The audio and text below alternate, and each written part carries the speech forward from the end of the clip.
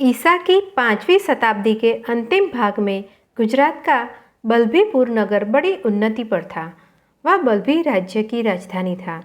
बल्लभी के राजाओं में कनकसेन का नाम बहुत प्रसिद्ध है। वह बड़ा प्रतापी राजा था, किंतु हम जिस समय की घटना लिख रहे हैं उन दिनों बल्लभी राज्य बहुत ही निर्बल था। यद्यपि कनकसेन का ही एक वंशज वहाँ राज्य कर रहा था, किंतु उसका शासन प्रबंध ढीला था। प्रजा उससे प्रसन्न नहीं थी। बल्लभीपुर के समीप ही बहुत बड़ा जंगल था। उसका नाम था सूर्यवन। कहा जाता है कि वहाँ की धरती पर जितने भी वृक्ष थे वे सूर्य की किरणों से उत्पन्न हुए थे। उसी वन में एक बहुत बड़ा और पुराना सूर्यदेव का मंदिर था। वह मंदिर किसने बनवाया था और कब बनवाया था इसका ठीक पता नहीं चलता, पर अनुमान किया जाता है कि रामचंद्र जी के बाद किसी सूर्यवंशी राजा ने उसका निर्माण कराया था। सूर्य मंदिर बहुत बड़ा, ऊंचा और मजबूत था। वह ईंटों से नहीं बल्कि एक छोटी सी पहाड़ी शिला को काट कर बनाया गया था। उस मंदिर में कहीं जोड़ नहीं था। ठोस पत्थर को ही काट तराश कर उसकी दीवारें, मेहराबे, खंभे और छत बनाई गई थी। मंदिर के भीतर सूर्यदेव की प्रतिमा थी। वह प्रतिमा अलग से नहीं स्थापित की गई थी, बल्कि मंदिर की भीतरी दीवार को काटकर उसी पर खोदी गई थी। दीवार का वह भाग जितने पर मूर्ति खुदी हुई थी काला था। शेष मंदिर बिल्कुल सफ़ेद था, दूध की भांति। वास्तव में उस स्थान पर संगमरमर का एक बहुत बड़ा टीला था।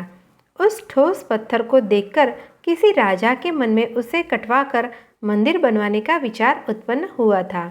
करोड़ों रुपये और अनेक वर्षों का समय खर्च करके उसने उस सूर्य मंदिर को बनवाया होगा, किंतु बहुत पुराना घटना होने के कारण उसके विषय में कुछ भी निश्चित रूप से कहना कठिन है।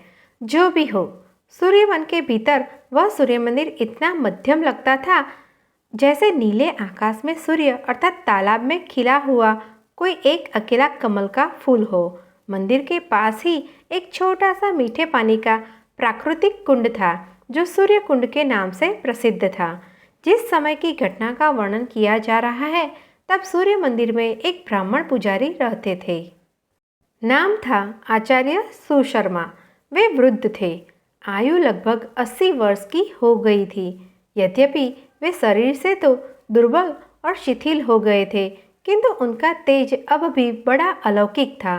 उनके नेत्रों में इतनी शक्ति थी कि वे धूल के कण भी गिन सकते थे। उनका एकमात्र कार्य था सूर्य मंदिर की स्वच्छता और सूर्य भगवान की पूजा करना। मंदिर में वे अकेले ही रहते थे। कोई दूसरा सेवक या सहायक न था।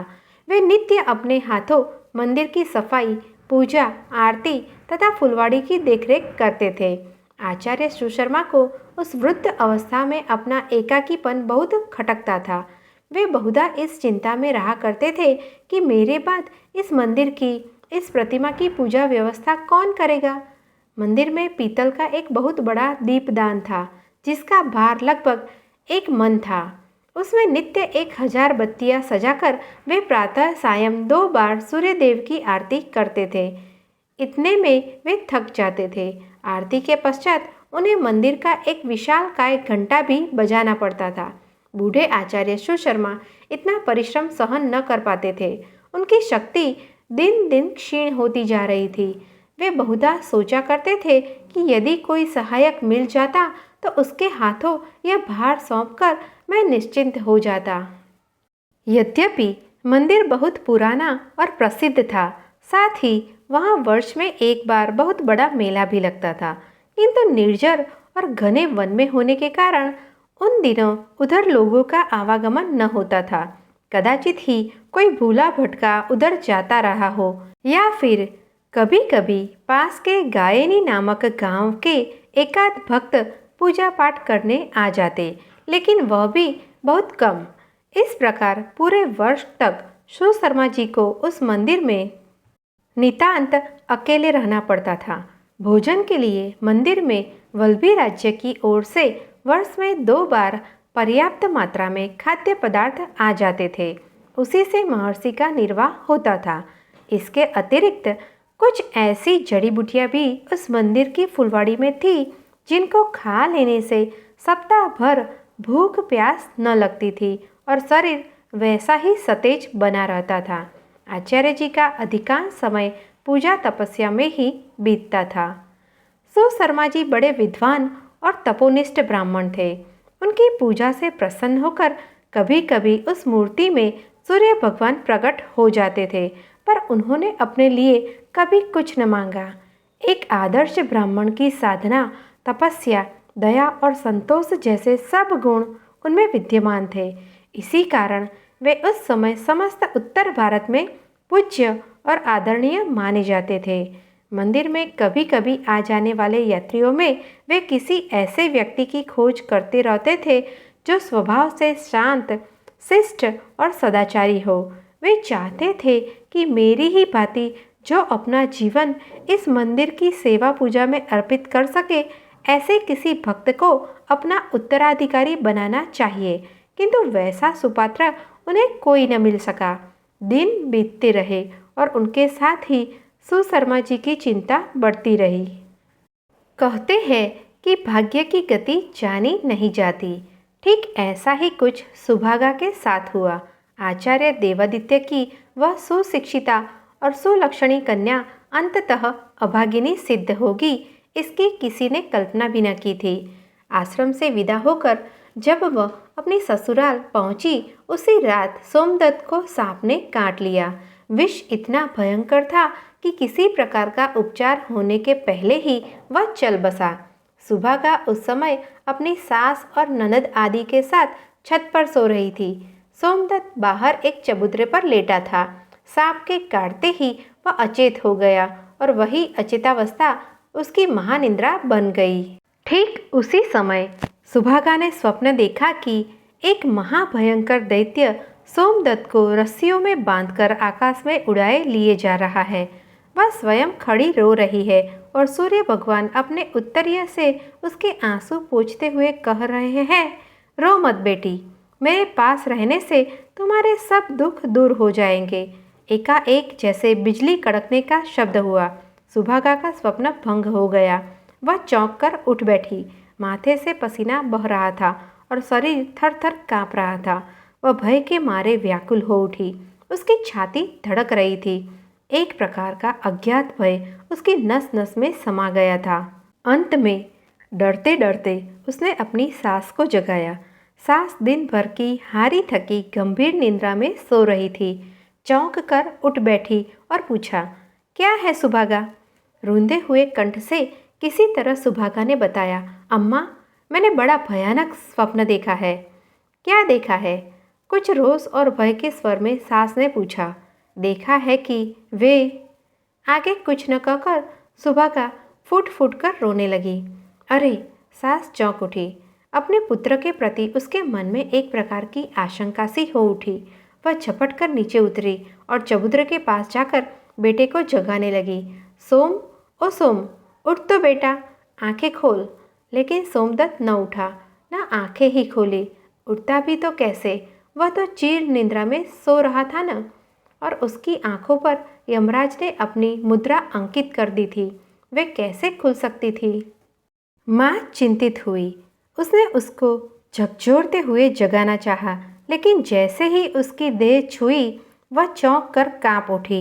सोमदत्त का शरीर बर्फ के समान ठंडा हो गया था। वह चिल्ला चिल्ला कर रोने लगी। इधर उधर कुछ और लोग भी सो रहे थे। उसका चिल्लाना सुनकर वे जाग उठे। पास आकर देखा तो सोमदत्त मरा पड़ा था। उसके मुंह से झाग निकल रहा था और सारी देह काली पड़ गई थी। विवाह करके घर आते ही ऐसा वज्रपात देखकर सभी जन बिलख उठे। उनके रोने का शब्द आकाश तक को गूंजाने लगा। अर्धरात्रि का वह अंधकार उस चित्कार से बहुत ही रोमांचकारी हो उठा। सारा गांव आकर सोमदत्त के द्वार पर इकट्ठा हो गया। सभी उसके शील स्वभाव और सद्गुणों का बखान रो रहे थे। सहसा सोमदत्त की माँ के मन में एक भयंकर विचार उठा। उसने सोचा, यह बहू अभागिनी है, इसके आते ही मेरा पुत्र जाता रहा। यह अवश्य ही कोई नागकन्या है और यदि कुछ दिन यहाँ रही तो मेरे सारे परिवार को खा जाएगी। मन में यह राक्षसी कल्पना उठते ही वह तमक कर सुभागा के पास पहुंची और उस पर थप्पड़ों घूंसों की बौछार करती हुई बोली, चांडालिनी, निकल जा यहाँ से। आते ही आते तो मेरे बेटे को खा गई, और अगर कुछ दिन रहेगी तब तो सारे कुटुंब को समेट लेगी। निरीह सुभागा सिवा रोने के और क्या कर सकती थी। चुपचाप घुसे सहती रही। सास का क्रोध बढ़ता ही जा रहा था। जब वह मारते मारते थक गई तो पास पड़ी हुई एक छड़ी उठा ली और सुभागा की देह पर अंधाधुंध बरसाते हुए चिल्लाई, अरे पापिन, निकल यहाँ से। अपने उसी चांडाल बाप के पास जा जो महात्मा बना हुआ सबको ठग रहा है। उसी पाखंडी ने तो तुझ सत्यानाशी को भेजकर मेरे बेटे के प्राण ले लिए। हाय रे दैया, ओ मेरे लाल। मारते मारते वह रोने भी लगती थी। उसका क्रोध और दुख दोनों असीम थे। फूल जैसी सुकुमार सुभागा वे चोटें सह न सकी। वह व्याकुल होकर गिर पड़ी और अचेत हो गई, किंतु इस पर भी सास का क्रोध शांत न हुआ। वह उसे मारती ही रही। पड़ोसियों को सुभागा की दुर्दशा पर दया आई। उन्होंने किसी तरह उस बुढ़िया को रोका और समझा बुझाकर शांत करने लगे, लेकिन वह चिल्लाती ही रही, इस पापिनी को घर में न रहने दूंगी।